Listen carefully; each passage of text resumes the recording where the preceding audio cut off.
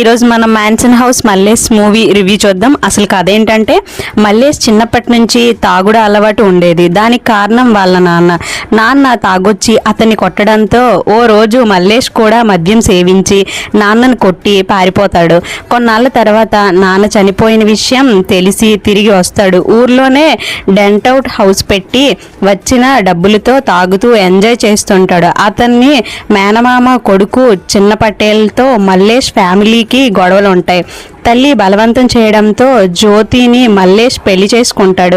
First night రోజే అతనికి ఓ shocking విషయం తెలుస్తుంది. అదేంటంటే దానివల్ల మల్లేష్కి వచ్చిన సమస్యలేంటి, చిన్న పటేల్తో మల్లేష్ చేసిన ఛాలెంజ్ ఏంటి, జ్యోతి మల్లేష్ల సంసారం ఎలా సాగుతుంది, మందు లేనిదే ఏ పని చేయలేని మల్లేష్ చివరకు మద్యానికి దూరంగా ఎందుకు ఉండాల్సి వచ్చింది, ఈ కథలోకి కామాక్షి భాస్కర్ల పాత్ర ఏంటి అనేది తెలియాలంటే సినిమా తప్పకుండా చూడాల్సిందే. Watchman's house Mallesh.